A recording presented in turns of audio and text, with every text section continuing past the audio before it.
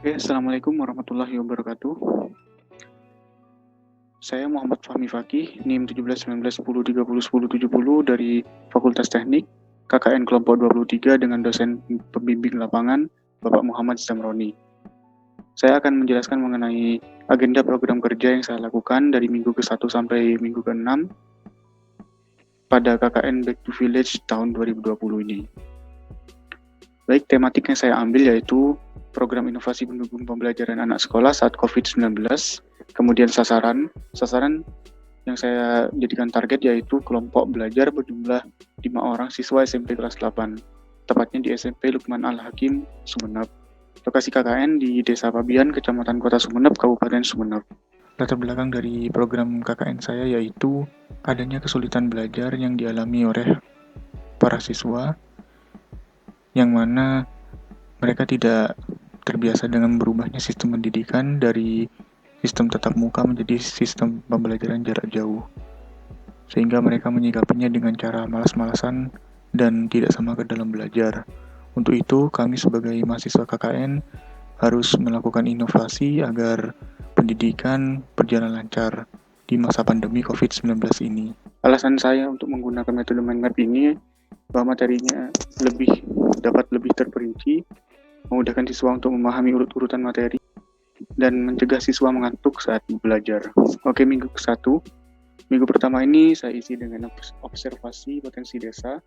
Jadi pada hari Rabu, 1 Juli, pembukaan KKN dan acara penerjunan saya ikuti di YouTube Live. Kemudian hari Jumat, 3 Juli, diskusi dengan Bapak Sekretaris Desa Muhammad Mastura, meminta data potensi dan profil desa. Kendala pada minggu pertama ini, tidak aktifnya organisasi Karang Taruna yang seharusnya ada dan dapat mewadahi peran pemuda di Desa Pabian. Jadi berbeda dengan desa-desa yang lain, di Desa Pabian ini organisasi Karang Taruna ini kurang aktif karena peran pemuda kurang dilihat di desa ini, kurang dianggap. Minggu kedua pada hari Rabu 8 Juli 2020, saya melakukan pertemuan seminggu sekali atau persuli rutin dan pengajuan mentor lewat website sdunet.id. Hari Senin 13 Juli 2020, tatap muka dengan sasaran dan perkenalan. Agenda pertama dari tatap muka saya yaitu perkenalan. Secara umum tidak ada kendala pada minggu kedua ini. Kemudian minggu 3, saya melakukan persuli rutin tanggal 15 Juli hari Rabu. Kemudian Jumat 17 Juli saya melakukan tatap muka dengan sasaran yang kedua secara offline. Kendalanya dari 5 orang sasaran yang saya rencanakan hanya hadir 2 orang. Mungkin hal ini disebabkan karena teman-teman sasaran itu masih belum biasa dengan pengajaran metode ini, apalagi dimentori oleh mahasiswa KKN, bukan guru, jadinya mungkin mereka masih sungkan. Dan juga ada beberapa yang ada keperluan mendadak begitu. Kemudian minggu keempat pada hari Jumat 24 Juli, persuli rutin via Zoom meeting dan tatap muka ketiga dengan sasaran secara offline, seperti kemarin. Secara umum tidak ada kendala pada kegiatan minggu keempat, semuanya berjalan seperti rencana. Kemudian minggu kelima, Kamis tanggal 30 Juli 2020 saya melakukan persuli. Sabtu tanggal 1 Agustus 2020 saya melakukan tatap muka bersama sasaran secara offline. Tidak ada kendala pada kegiatan minggu kelima ini. Malahan sasaran dari yang minggu sebelumnya malah bertambah menjadi banyak. Jadi positifnya yaitu bertambahnya sasaran. Kemudian minggu ke-6, ini merupakan minggu terakhir dilaksanakan program kerja saya.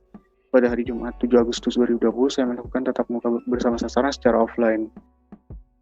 Itu merupakan tatap muka terakhir, penyampaian materi terakhir, dan sekalian juga pamitan begitu.